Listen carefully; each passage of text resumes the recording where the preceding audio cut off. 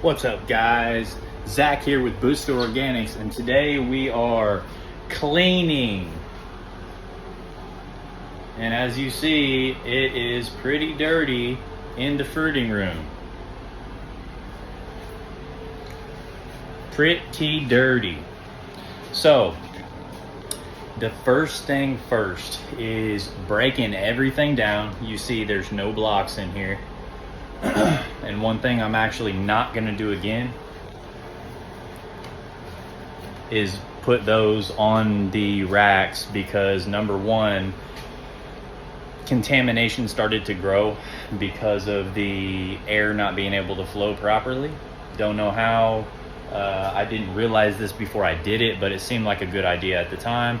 Did it contaminate my mushrooms? Not very much. I still got a good harvest, but this is a detriment.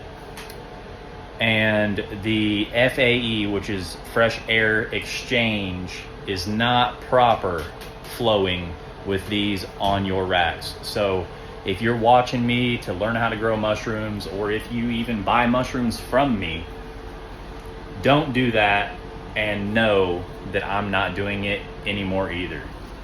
So as you can see, everything has been broken down. There is nothing in here anymore.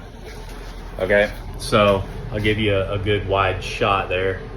Empty racks. And what I'm doing weekly is 72 blocks on each rack. There's 2 racks in here, so that's roughly 150 blocks, you know, maybe a couple shy of 150. And we're getting off of our 5-pound blocks, our substrate blocks, we're getting about a pound, a little bit more sometimes, a little bit less other times, off of our lion's mane and off of our black pearl. Reishi is like a half a pound a block, and turkey tail was about the same. So with 5-pound blocks, we were getting roughly about a pound off each mushroom species that we are currently growing. Now, I have actually walked away from my 9-to-5 job. We are doing well enough in this business that I have been able to be fortunate enough to walk away from 9-to-5. So now I'm actually going to be doing more content and doing more growing. And we are in the midst of an expansion right now. So we're going through a little bit of growth pains. And I've decreased the amount of mushrooms that we're producing so that I could focus on content, number one, and that I could focus on the expansion, number two. So I'm only going to be doing about 72 to 75 blocks every 2 weeks. So what I'm going to focus on is our medicinal mushrooms for extracts and black pearl king trumpet for the jerky. So I am not selling any more mushrooms for the next 6 weeks. I am strictly focused on expanding this business and doing content for you guys. So I am teaching you guys what you need to know at the right time that you need it. So today, I've broke everything down for you, as you see. I'm taking these out. That is no longer a part of our operation. And now what I'm going to do is I am going to pre-soak the ceiling, the walls, the racks, and, you know, by proxy, the floor, okay? So I'm going to pre-soak everything with a spray that I like to use, which is Pine Sol and antibacterial soap.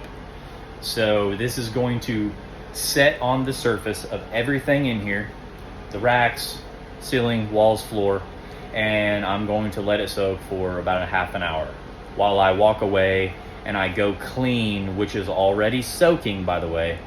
I'm going to go clean my humidity box and the fan and all of that stuff, right? I'm gonna clean all my equipment while it's soaking in here. And then once I get all that done, I'm gonna set it to dry, and then I'm gonna come in here and I'm actually going to mop, and that's Pine Sol and soap. I'm gonna mop the floor, and I'm gonna use a Swiffer wet jet for the walls and the ceiling. So I'm basically just gonna wipe down all the surfaces after they're disinfected, and then I'm gonna mop the floor with the same compounds, and then I'm gonna wipe the shelves down.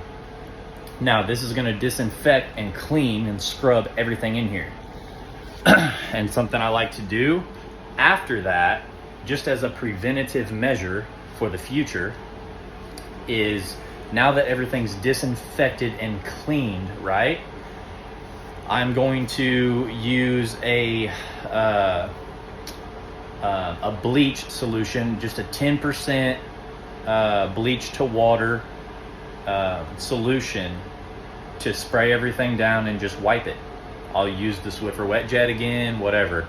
And I'm just going to wipe the surface down with bleach, floors and everything, racks and all, so that in the future, if anything does want to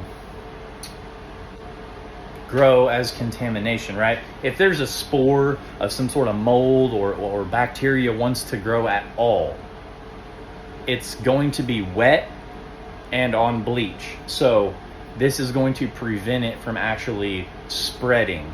It's just going to hinder its growth. So I am going to be cleaning every 2 weeks now.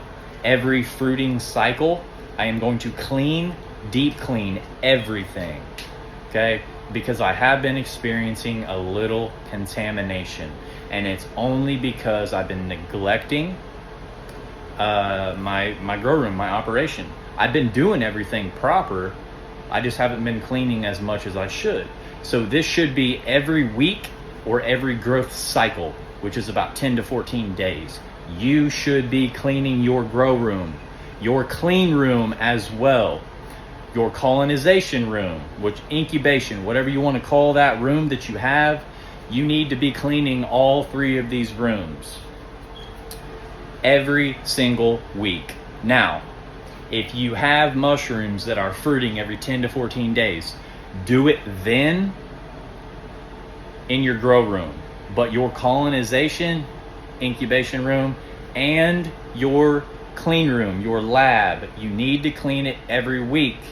I try to do it at the beginning of the week or at the end of the week, just whichever, because I'm usually so busy during the week. But now, since I walked away from my 9 to 5, I have a lot more time to be invested in this.